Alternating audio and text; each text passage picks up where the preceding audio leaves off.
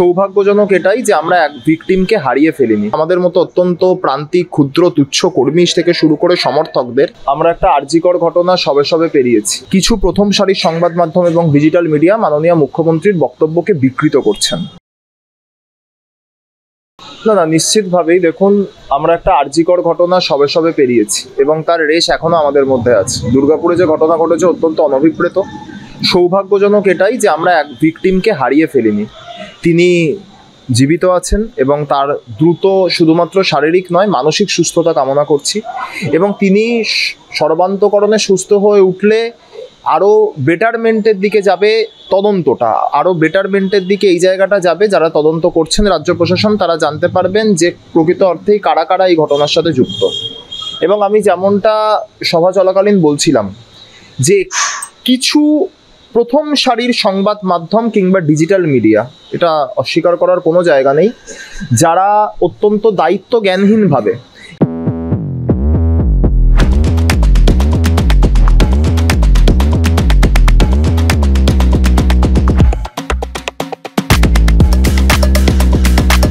কিছু প্রথম সারির সংবাদ মাধ্যম এবং ডিজিটাল মিডিয়া মাননীয় মুখ্যমন্ত্রীর বক্তব্যকে বিকৃত করছেন। তার বিরুদ্ধে লড়াই করার দায়িত্ব সমাজ মাধ্যমের বুকে নিশ্চিতভাবে তৃণমূল কংগ্রেসের পক্ষ থেকে দলের আইটি সেলের। যেহেতু দলের আইটি সংগঠন রয়েছে, নতুন সংগঠন, শিশু সংগঠন, শুধুমাত্র রাজ্য কমিটি আমাদের আছে, এখনো পর্যন্ত সেটা বিস্তার লাভ করেনি, আশা করি অতি দ্রুত বিস্তার লাভ করবে। কিন্তু সংগঠন যখন রয়েছে, আমাদের দায়িত্ব দিদির আশীর্বাদ মাথায় নিয়ে রাজ্য সভাপতি দেবাংশু ভট্টাচার্যের নেতৃত্বে আমরা যেন সঠিক তথ্যটা মানুষের সামনে তুলে ধরতে পারি। যখন দায়িত্বশীল সংবাদ মাধ্যম দায়িত্ব জ্ঞানহীনের মতো কাজ করে, তখন আমাদের কর্তব্যটা আরও বেড়ে যায়। সেই কর্তব্য আমরা পালন করছি এবং সেই কর্তব্যে আমরা বিচ্যুত নই। এটা আমরা মানুষের কাছে এই বার্তাটা তুলে ধরার চেষ্টা করছি। মাননীয় মুখ্যমন্ত্রী যে বক্তব্য দিয়েছেন, তিনি স্পষ্টত জানিয়েছেন যে বেসরকারি কলেজের হস্টেলের কিছু নির্দিষ্ট নিয়মকানুন থাকে, সেই নিয়মকানুনগুলো সঠিকভাবে পালন করা দরকার। মাননীয় মুখ্যমন্ত্রী একটি শৃঙ্খলাপরায়ণ দলের সর্বময় নেত্রী, কিন্তু কখনোই তিনি শৃঙ্খলাকে শৃঙ্খলে পরিণত করেননি। শৃঙ্খল এবং শৃঙ্খলার মধ্যে পার্থক্য আছে। তিনি দলের মধ্যেও যে স্বাধীনতা দিয়েছেন আমাদের প্রত্যেক দলের বিভিন্ন স্তরের নেতৃত্ব এবং আমাদের মতো অত্যন্ত প্রান্তিক, ক্ষুদ্র, তুচ্ছ কর্মী থেকে শুরু করে সমর্থকদের, তো স্বাভাবিকভাবেই সেটা কখনোই শৃঙ্খলের পরিচায়ক নয়, কিন্তু একই সাথে দলের মধ্যে শৃঙ্খলা আছে। তো এরকম একটি শৃঙ্খলাপরায়ণ দলের সর্বময় নেত্রী এবং বাংলার মুখ্যমন্ত্রী, তিনি অত্যন্ত দায়িত্ব সহকারে বলছেন যে একটি বেসরকারি মেডিকেল কলেজ, তার হস্টেল, তার কিছু নির্দিষ্ট আইন কানুন, নিয়ম শৃঙ্খলা থাকে, সেগুলো যারা যারা সেই কলেজে পড়ুয়া, যারা যারা সেই হস্টেলে থাকছেন, তাদের সেগুলো পালন করা উচিত। কিন্তু এটার যখন একটি বিকৃত প্রচার হচ্ছে এবং এই ঘটনাটাকে আরজিকরের ঘটনার মতো করার একটা অপচেষ্টা চলছে, আমাদের মনে হয়েছে তার বিরুদ্ধে আমাদের সরব হওয়া উচিত এবং প্রকৃত সত্যাসত্য মানুষের সামনে তুলে ধরা উচিত। তৃণমূল কংগ্রেস আইটি সেল সেই কাজটাই করছে। আমি আপনাকে আবারও দায়িত্ব সহকারে বলছি, মাননীয় মুখ্যমন্ত্রী কখনো এটা বলেননি যে সন্ধ্যার পরে মেয়েদের ভেবেচিন্তে বেরোনো উচিত। তিনি বলেছেন যে একটা হস্টেলের নিয়মকানুন আছে। ওই যে ভিকটিম, তিনি রাত্রি খুব সম্ভবত, আমি যদি খুব ভুল না হই, 12টা সাড়ে 12টা নাগাদ বেরিয়েছিলেন। এবার ওনার মুখ্যমন্ত্রীর বক্তব্য হচ্ছে যে হোস্টেলে থাকে, সে হোস্টেলের নিয়ম ভেঙে কিভাবে মধ্যরাতে বাইরে বেরোলো। 12টা পেরিয়ে গেলে মধ্যরাত হয়ে যায়, সে মধ্যরাতে কিভাবে বেরোচ্ছে, হস্টেল তাকে কিভাবে অ্যালাউ করছে। এবং যারা যারা এটার সাথে তৃণমূল কংগ্রেসকে একাত্ম করছে, এটা তাদের বালখিল্যতা এবং নির্বুদ্ধিতার পরিচয়। কারণ এটা সম্পূর্ণ একটি বেসরকারি সংস্থার ঘটনা।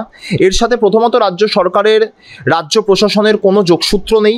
তৃণমূল কংগ্রেসের দলগতভাবে তো দূরদূরান্তেও কোনো যোগসূত্র নেই। কিন্তু নিশ্চিতভাবে law and order state subject, রাজ্য প্রশাসন তদন্ত করছে। আমরা বিশ্বাস করি, শুধু আশাবাদী নই, আমরা বিশ্বাস করি যেভাবে আরজিকর কাণ্ডে 18 ঘন্টার মধ্যে সেই সঞ্জয় রায়কে কলকাতা পুলিশ গ্রেপ্তার করেছিল, যে সঞ্জয় রায়কে 6 মাস পরে সিবিআই ফাঁসির সাজা শোনাতে পারেনি, যাবজ্জীবন কারাদণ্ডের সাজা পেয়েছে।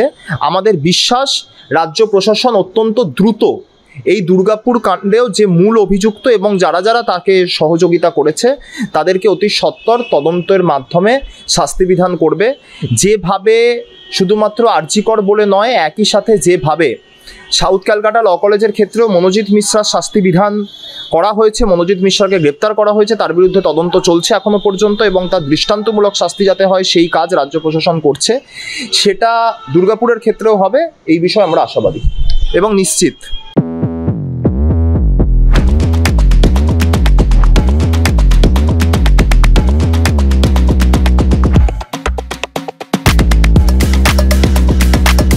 না, নিশ্চিতভাবে রাজনৈতিক চক্রান্ত তো রয়েছেই, কিন্তু আমি ব্যক্তিগতভাবে একটি বাংলার ধর্ষণের ঘটনাকে উড়িষ্যার ধর্ষণের ঘটনার সাথে তুলনা করব না, কিন্তু এটা নিশ্চিত করেই বলবো যে ভারতীয় জনতা পার্টির যে সকল নেতৃত্ব পশ্চিমবাংলার বুকে আরজি কর কিংবা সাউথ ক্যালকাটা ল কলেজ কিংবা আপনার এই দুর্গাপুরের ঘটনা নিয়ে কটাক্ষ করছেন, তাদের উত্তরপ্রদেশের উন্নাও, হাতরাস, বলরামগড় কিংবা মণিপুর, অথবা যেমন আপনি উড়িষ্যার কথা বললেন, এই প্রত্যেকটা জায়গায় তারা নিজেরা শাসন ক্ষমতায় রয়েছে।